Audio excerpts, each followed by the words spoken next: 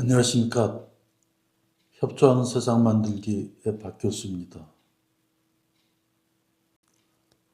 얼마 전 흥미로운 사건이 있었습니다. 우리나라 야당 대표가 미국에 갔는데 그 만난 상대방이 차관보냐, 차관보급이냐, 도대체 누구냐, 누구를 만났는지에 논란이 많았습니다.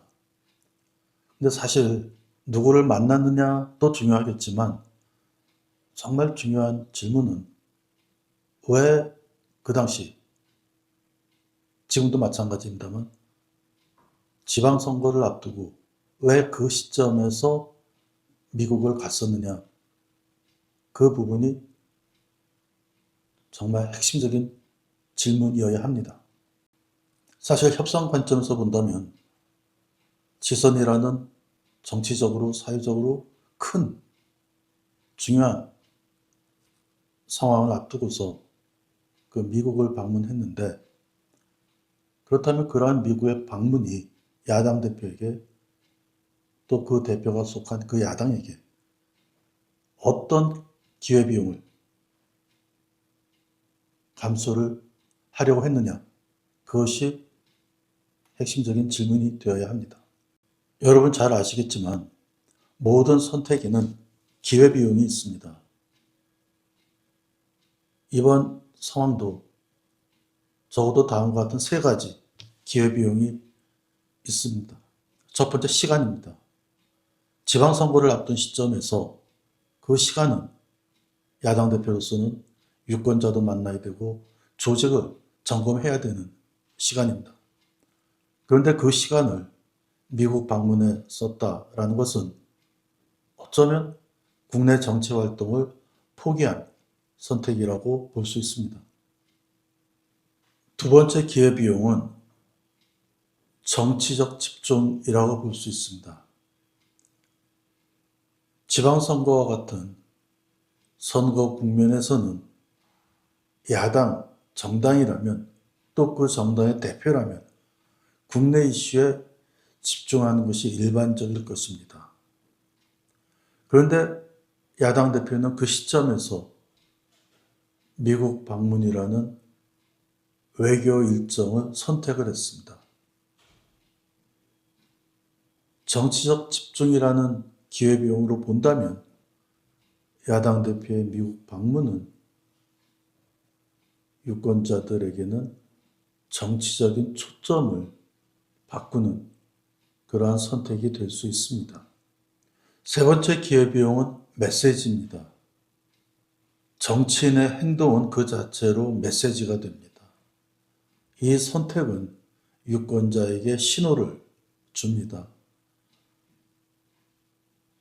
지방선거를 바로 앞둔 그 시점에서 미국 방문을 선택한 그 야당 대표의 행동은 유권자들에게 어떤 신호를 줄 수 있습니다.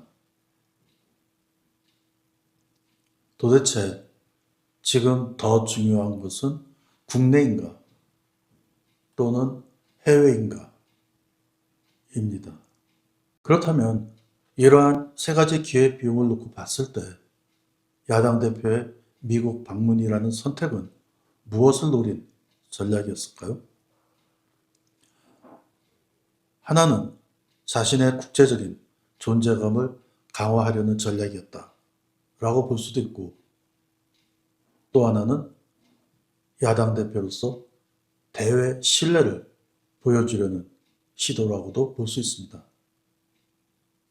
그러나 중요한 것은 이러한 선택적 전략이 지방선거를 앞둔 그 시점에서 적절했는가입니다. 전략은 항상 타이밍과 함께 평가되어야 하기 때문입니다. 여기서 더 중요한 질문이 있습니다. 야당 대표의 미국 방문은 누구를 위한 선택이었느냐입니다. 협상에서는 누구를 대표하느냐가 항상 문제가 됩니다. 미국을 방문한 야당 대표로서는 자기 자신을 대표할 수도 있고 자기가 속한 야당, 정당을 대표할 수도 있고 또 크게 보아 국가를 대표할 수 있습니다. 첫째, 자기 자신을 대표했을 때는 정치인으로서 자기 자신을 위한 선택일 수 있습니다. 국제적인 존재감도 높이고 외교적 리더로서 이미지를 만드는 것입니다. 정당을 대표한다고 봤을 때는 야당 대표로서 자신이 속한 그 당을 위한 선택일 수 있습니다. 즉, 정당의 외교의 역량이나 대외 신뢰를 높이는 것입니다. 셋째, 국가를 대표한다고 봤을 때는 야당 대표로서 자신이 만나는 그러한 비공식 채널을 통해서 외교적인 노력을 하는 것입니다. 그런데 문제는 지방선거를 앞둔 그 시점에서 야당 대표의 미국 방문이란 선택이 개인, 정당, 국가를 위한 대표성을 어느 수준에서 그 대표성을 갖고 있느냐입니다. 정치인은 항상 여러 층위의 대표성을 가지고 있습니다. 개인을 대표할 수 있고 정당을 대표할 수 있고 국가를 대표할 수 있습니다. 그런데 이러한 세 가지 대표성이 항상 일치하는 것은 아닙니다.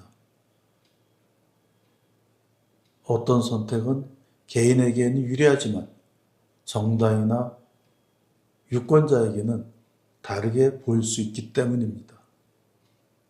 이번 야당 대표의 미국 방문의 논란의 핵심은 누구를 만났느냐가 아닙니다. 왜 지방선거를 앞둔 그 시점에서 미국을 방문했느냐입니다.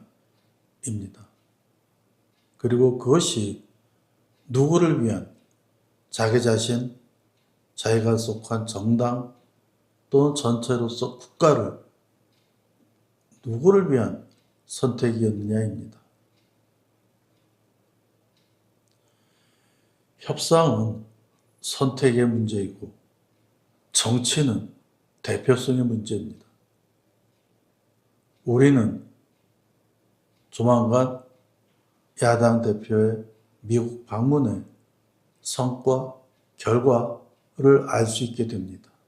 협상은 상대를 이기는 것이 아니고 함께 미래를 설계하는 과정입니다. 그리고 그 미래는 누구를 위한 것인지 분명해야 합니다. 감사합니다. 협조하는 세상 만들기의 박 교수였습니다.